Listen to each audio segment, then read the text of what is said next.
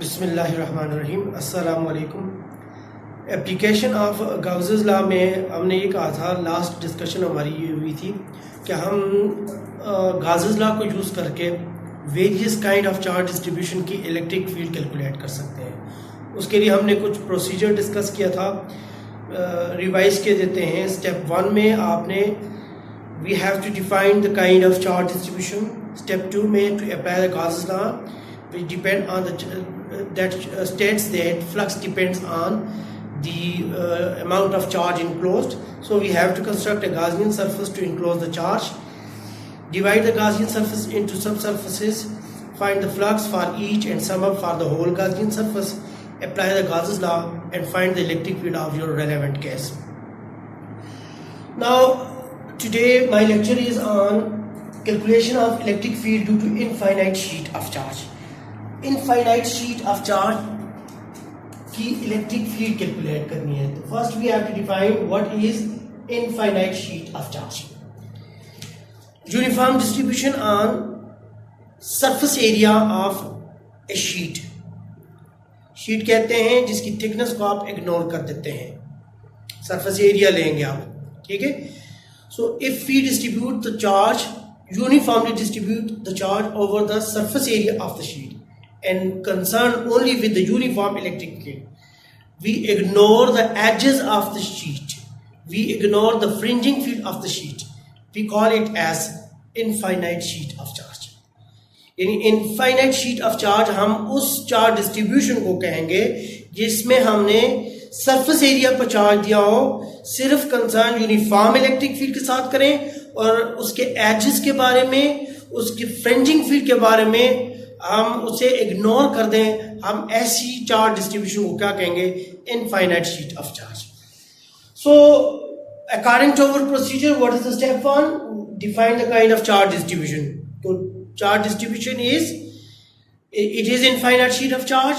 Here we distribute the charge over the surface area. So surface charge density is charge per unit area. अपनी आसानी के लिए यहाँ पे मैंने पॉजिटिव चार्ज दिया है क्योंकि इसका फ्लक्स आउटवर्ड होगा, इलेक्ट्रिक फील्ड आउटवर्ड आएगी। यही यहाँ पे अगर मैं नेगेटिव चार्ज दूंगा तो जो इलेक्ट्रिक फील्ड लाइंस बाहर आ रही है वो इनवर्ड हो जाएंगी, ठीक है। उसका फर्क आगे समझा देते हैं हम।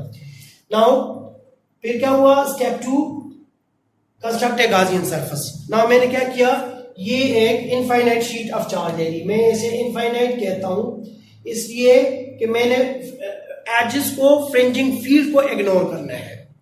नाउ इसमें मैंने पॉजिटिव चार्ज दे दिया, इसकी इलेक्ट्रिक फील्ड आउटवर्ड ले ली, सही। Now construct a Gaussian surface. बताया था electric field symmetry of charge distribution पे डिपेंड करती है, फ्लक्स नहीं डिपेंड करता, सही है। तो चूंकि इलेक्ट्रिक फील्ड इस चार्ज डिस्ट्रीब्यूशन की सिलेंड्रिकल होगी तो उस हिसाब से मैंने क्या किया, गॉसियन सरफेस को भी सिलेंड्रिकल बना दिया क्योंकि मैं इलेक्ट्रिक फील्ड कैलकुलेट करने जा रहा हूं। तो मैंने जो गॉसियन सरफेस बनाई वो सिलेंड्रिकल है, ठीक है, लाइक दिस, ठीक है। अगर इसे मैं यूनिफॉर्म मानूं तो ये अगर सिलेंड्रिकल है तो इसके अंदर कितने फेसेस हुए, इसके अंदर कितने सब सरफेसेस होंगे, एक एंड फेस और ये दूसरे एंड फेस और होल कर्व सरफेस। तो देयर आर 3 सब surfaces, 2 and faces and 1 curve surface. मैंने 1 एंड फेस उसको A1 एरिया आउटवर्ड नॉर्मल से ले लिया, into and face 2 area A2 साथ ले लिया, और जो होल कर्व सरफेस है वो तो क्लोज सरफेस हुई ना, उसके लिए मैं क्या करूंगा, उसे मैं बहुत सारे पैचेस में डिवाइड करूंगा, लेफ्ट उनमें से मैं एक ले लेता हूं A3, ठीक है। Now according to symmetry, here the Gaussian surface is taken in the form of cylinder, such Gaussian surface having 3 सब surfaces, 2 and faces and 1 curve surface. Now find the flux for each, ठीक है। Now क्या करेंगे, electric field lines outward है, area A1 उसके parallel है, ठीक है। तो flux from the face 1 is phi1 E dot A1, EA1 is cos of 0, cos 0 is 1, so flux from the first end phase is EA1, सही। इसी तरह flux from the second face, now electric field line you जा रही है, electric field vector you है और area vector भी you है, तो E और A2 is now again parallel, so cos of 0 is 1, phi 2 is EA2, सही। Now for the curved surface, field lines are passing over the surface, not through the surface. Curve surface के ऊपर से जा रही है, तो इसमें कर्व सरफेस से फ्लक्स उसका नहीं होगा. तो वेक्टर डायग्राम में A3 is upward, E is right angle to H. ठीक है, तो cos of 90 is 0, so flux phi 3 is 0. सही है. What will be the total flux? क्योंकि according to our procedure, find the flux for each subsurface and sum up for the whole Gaussian surface. So sum up for the whole Gaussian surface EA1 from the one end face 2 and the curved surface. So the total flux is EA1 plus EA2. Now according to our consideration, let the end face A1 and A2 having the same area A, then EA1 is EA, EA2 is EA, so total flux is 2 times EA. Okay? Now use the statement of the Gauss's law. Step 3 क्या है जी? Amount of flux depends on the charge enclosed. So here the charge enclosed is plus Q. Okay, so plus Q, the total flux is. Now the equation 1 and 2 give the value of the total flux. We can compare equation 1 and 2. We will get the relation 2EA is 1 by epsilon naught charge enclosed. Okay, so find the electric field of your relevant case. So E is now equal to Q by 2A epsilon naught Q by A. According to our definition, Q by A is surface charge density, so it is sigma by 2 epsilon naught. Right? What will happen if we give the negative charge over the sheet? Now, in the case when we give the negative charge on the sheet, the electric field will be there into the sheet. Okay? Toward the electric field vector will be directed toward the sheet. Now E and A will have 180 degree angle. So जहाँ पे cos of 0 था, वहाँ पे cos of 180 आएगा, तो फिर ये minus sign बाहर आएगा. cos of 180 माइनस साइन बाहर आएगा. cos of 90 वैसे ही 0 हो जाएगा. तो टोटल रिजल्ट हमारे पास जो आएगा वो माइनस E के साथ होगा. So if we distribute the negative charge over the sheet, then ऐसे कैसे में इलेक्ट्रिक फील्ड का फार्मूला क्या होगा? E will be equal to minus sigma by 2 epsilon naught. ठीक है. So total electric field in case of if we give a negative charge over the sheet, then it will be minus sigma by 2 epsilon naught, which represents the electric field of a negative charge distribution. But this is the electric field of positive charge distribution. सही. Now this is the first case कि हमने electric field calculate की due to infinite sheet of charge. Now we can calculate the electric field. एक और application ले लेते हैं. Due to या in between two oppositely charged parallel plates. हम oppositely charged parallel plates ले लेते हैं और उनकी इलेक्ट्रिक फील्ड फाइंड आउट करते हैं.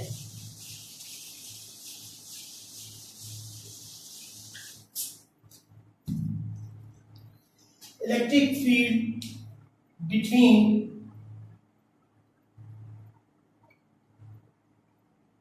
two oppositely charged infinite parallel plates.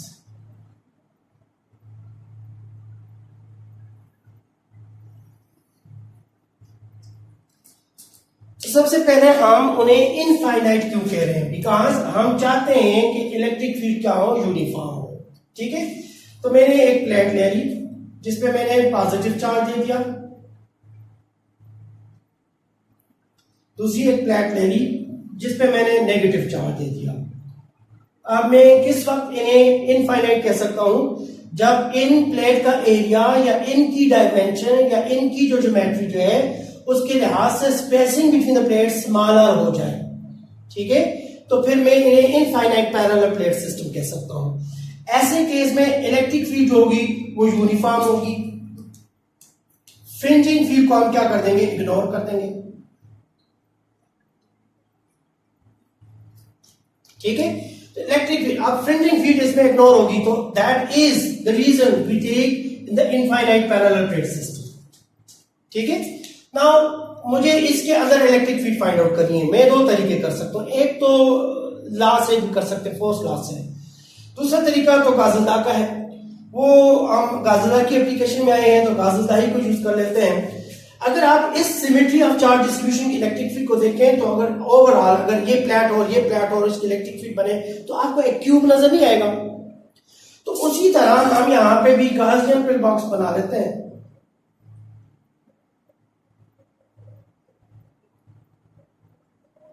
हम स्टेप 2 में चले गए, हमने Gaussian surface in the form of cube बना लिया। इस पे हमारा आप बताएंगे इस पे कितने एंड फेसेस हैं, तो there are end faces, face 1 let's say area 1, area 2, outward area A3 and inward area 4, upward is area 5 and the downward is area 6. Now there are 6 faces in the Gaussian surface. इसके सब surfaces हो गए। Now मैंने charge कहां पे distribute किया है, plate पे। स्टेप 1 के मुताबिक here it is the surface charge density charge given per unit area है। ठीक है, मैंने गॉसियन सरफेस पॉजिटिव प्लेट पे इसलिए बनाई क्योंकि चार्ज इलेक्ट्रिक फील्ड हमारे कन्वेंशन मुताबिक इससे ओरिजिनेट होती है। ठीक है, गॉसियन सरफेस मैंने क्यूबिकल फॉर्म में बनाई, symmetry of the electric field या यूनिफॉर्म डिस्ट्रीब्यूशन ऑफ चार्ज के लिहाज से। नाउ 6 फैसेस हैं यहाँ पे। ठीक है, नाउ उसमें से कितने जी 4 जो हैं वो वर्टिकल फैसेस हैं।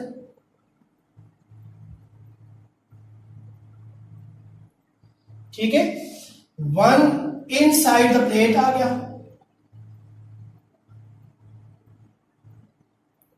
ठीक है, एंड 1 जो है वो क्या है, पैरेलल है to plate.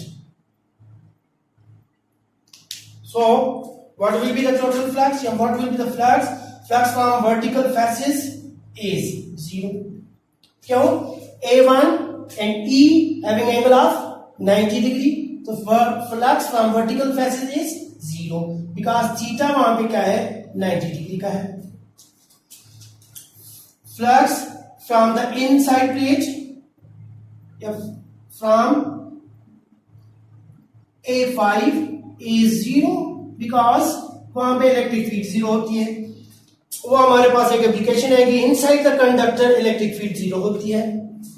So next, what will be the flux from the parallel face? It is, क्योंकि वो पैरेलल है, सो E dot A6 is equal to EA6 cos of 0 degree and cos of 0 is 1. So what will be the flux? Flux is EA6, let's say A. सही है, so हमारे statement के मुताबिक total flux यहां पे आ गया। So what will be the statement of a gases now? It is 1 by epsilon naught the charge enclosed. ठीक है, सो अगर मैं यू कर दूं कि what will be the flux, तो let compare this equation 1 and this is equation 2। Compare these two equation, your result will be EA is equal to Q by epsilon naught. So what will be the E? It will be equal to Q by A by epsilon naught. The E will be equal to sigma by epsilon naught. This is electric field between two oppositely charged parallel plate. ठीक है, जो positive charge से originate होती है और negative charge पे and होती है। ठीक है, वही प्रोसीजर यूज हुआ है, define the kind of charge distribution, infinite parallel plate system को डिफाइन करते हैं। The charge is given over the positive over the plate surface area of the plate, so it is a case of surface charge distribution Q by A. सही है। Now construct a Gaussian surface according to the symmetry of the electric field. Here we will construct a Gaussian surface in the form of a cube. इसे Gaussian pill box भी कहा जाता है। Now according to that there are 6 faces vertical faces का flux zero होगा क्योंकि cos 90 आएगा वहां पे। जो फेस इनसाइड द कंडक्टर आ गई वहां पे E जीरो है, फ्लक्स वहां पे जीरो हो गया। सिर्फ एक ही फेस लेगी जो कि ये मैंने जो है ना बोल्ड कर दी, इसको मैंने पैरेलल फेस कहा। इसका एरिया A6 है जिसे मैं A कह सकता हूं, तो E और A आपस में पैरेलल हो गए, तो cos of 0 is 1, so the flux total is only because of this face parallel face। सही है, सो टोटल फ्लक्स ही हुआ। यही इसी तरह से फ्लक्स गाउस-लॉ की स्टेटमेंट से भी मिल सकता है। तो let compare the equation 1 and 2, we will get the electric field of our relative case. तो इस पे आगे डिस्कशन करता हूं कि इलेक्ट्रिक फील्ड किस पे डिपेंड करती है, वो आगे देखते हैं। अब इसके एक मेथड और भी है जो आप गाउस-लॉ से हटके भी कर सकते हैं। फॉर एग्जांपल मैं भी कर लेता हूं, दो में फ्लैट ले लेता हूं, उसी तरह से एज्यूम करते हैं कि ये यूनिफॉर्म इलेक्ट्रिक फील्ड देती है। उसके लिए हमें इन्हें क्या कहना होगा कि infinite oppositely charge parallel plates हैं। ज्योमेट्री ऑफ द प्लेट्स के लिहाज से spacing between the plates, area of the plates ज्यादा हो और स्पेसिंग कम हो, हम इसे इनफाइनाइट कह सकते हैं। लेट मैं यहां पे ना एक पॉइंट ले लेता हूं और यहां पे एक टेस्ट चार्ज को रख देते हैं, ठीक है। तो इस पॉजिटिव प्लेट की तरफ से उस पे रिपल्सिव फोर्स होगी, ठीक है, और इस नेगेटिव प्लेट की तरफ से उस पे अट्रैक्टिव फोर्स होगी। तो कहा जाए तो इस पर टोटल फोर्स तो इस डायरेक्शन में लगेगी। तो according to the rule vector analysis में, if two vector lies on the same line in the same direction, the resultant will be the sum of these vectors. So what will be the total force on the charge? It is F attractive plus F repulsive, ठीक है।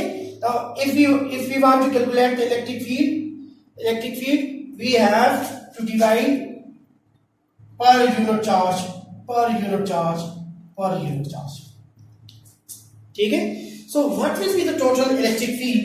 Total electric field will be equal to electric field from the positive plate plus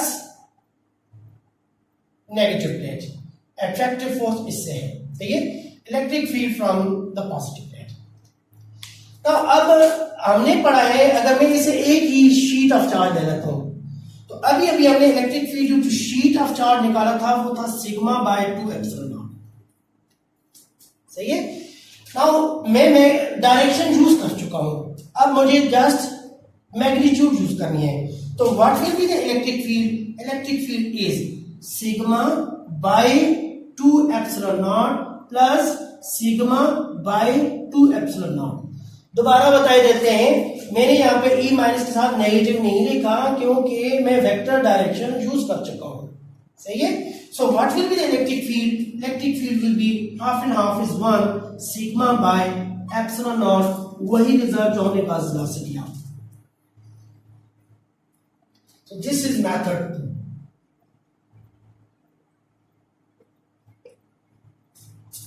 clear. Now एक और case ले लेते हैं, electric field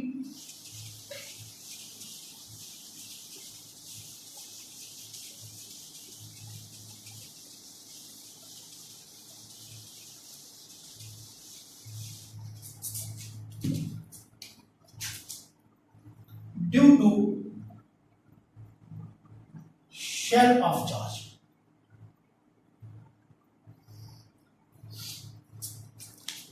Now we have to define the kind of charge distribution. What is shell?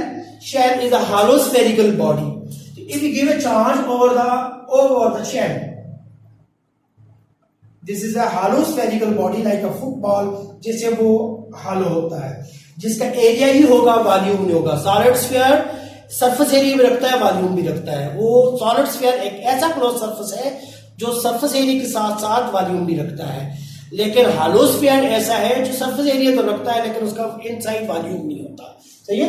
तो this is a shell, ठीक है, we give a positive charge over it, तो it is known as a shell of charge. Now we are ordered to calculate the electric field. The electric field, we can calculate the electric field inside it, ठीक है, we can calculate the electric field outside it, सही। चूंकि electric field uniform है, charge distribution uniform है, तो electric field at the surface constant होगी, सही। Now what will be the value of electric field inside it and what will be the value of electric field outside it, we can find it by using the shell theorems. Now shell theorem 1.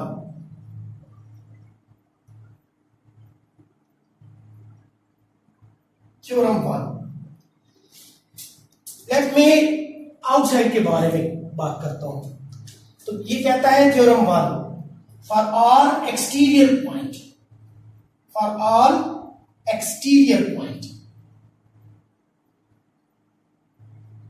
shell of charge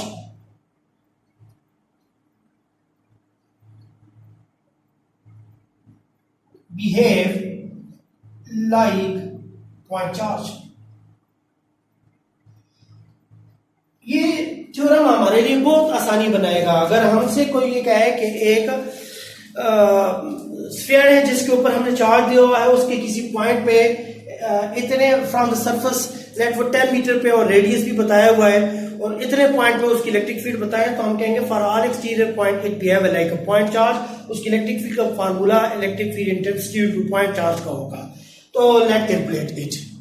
मैं क्या करता हूं, मैंने ये spherical shell ले लिया जिसका radius मैं कह देता हूं स्मॉल r है। अब मुझे कहा गया आप इलेक्ट्रिक फील्ड आउटर पॉइंट पे लें, तो मैं क्या करूंगा, गॉसियन लॉ अप्लाई करने के लिए सबसे पहले एक गॉसियन सरफेस बना लूंगा, ठीक है। लेट उस गॉसियन सरफेस का रेडियस कैपिटल R है। गॉसियन सरफेस क्यों बनाई, क्योंकि मैं गॉसियन लॉ जब यूज करूंगा तो मुझे चार्ज को क्या करना है, इनक्लोज करना है, ठीक है। तो मैं गॉसियन सरफेस बनाकर इस चार्ज को क्या कर देता हूं, इनक्लोज कर देता हूं, सही हो गया। नाउ अब इस रेडियस R, ठीक है, तो मैं गॉसियन लॉ को अप्लाई करके इलेक्ट्रिक फील्ड कैलकुलेट कर सकता हूं। क्या है जी, Gaussian law is flux through any closed surface is 1 by epsilon naught the amount of charge enclosed, ठीक है। So what is the flux? Flux here is EA is equal to 1 by epsilon naught the charge enclosed, ठीक है। Now what is A? A is area of this spherical surface, ठीक है। तो A is area of the sphere, Gaussian sphere 4 pi r square is equal to 1 by epsilon naught क्यों, charge enclosed। अगर मैं इसे उधर ले जाऊं तो रिजल्ट क्या बन जाएगा, E will be now equal to, E is now equal to 4 pi उधर चला गया तो 1 over 4 pi epsilon naught q divided by r square, ठीक है। So what will be electric field at that point, k q divided by r square, that is electric field of a point charge. Then for all exterior point shell of charge is behaving like a point charge, ठीक है। Now इस पे बहुत सारे short question होंगे कि क्या मतलब होगा कि हम कहेंगे कि ये like a point charge behave करता है। जब आप पॉइंट टू पॉइंट मूव करें और इलेक्ट्रिक फील्ड वेरी करें तो हम कहेंगे ये क्या है, ये लाइक अ पॉइंट चार्ज है। लेकिन जिस रीजन में वो इलेक्ट्रिक फील्ड एक ही वैल्यू की रहेगी तो हम कहेंगे वहां पे इलेक्ट्रिक फील्ड कांस्टेंट है, वो पॉइंट टू पॉइंट चेंज ही नहीं हो रही है, ये लाइक अ पॉइंट चार्ज नहीं है, सही हो गया। So K Q by R square. Now अब अगर आपसे कोई ये कह देता है कि let we have a solid sphere, let we have a solid sphere which is given 10 coulomb charge on the surface. Let the radius of the solid sphere is 3 centimeter and there is a point, exterior point 7 centimeter above the surface. Find the electric field at that outer point. So what will be the radius from this point to, from center to this point? That will be 10, 7 plus 3 is 10 centimeter. Then for all exterior point, the electric field formula is like a point charge, k q divided by r square. सही है? So we can find the electric field 9 into 10 to the power 9 Newton meter square per coulomb square. Charge is 10 coulomb and r square is 10 into 10 to the power minus 2 meter per square. You can find the electric field like that. So Gauss's law provide an easy way for calculation of electric field. That is, for exterior point, it behave like a point charge. This is an easy way to calculate electric field. If you use a conventional method, you have to divide this whole spherical charge distribution into number of patches and take one page as like a point charge and find the electric field of that. Then there will be a complicated solution, because when you use electric field as a vector, you will get the number of components. Then the result will be a complicated solution having a possibility of error. So Gauss's law provides an easy way for calculation of electric field. Now, this one is a theorem, the theorem 1, that gives the electric field for exterior point. Now we can calculate the electric field for the anterior point. Electric field for anterior point. Shell theorem 2. Theorem 2. ये क्या कहता है? For all anterior point,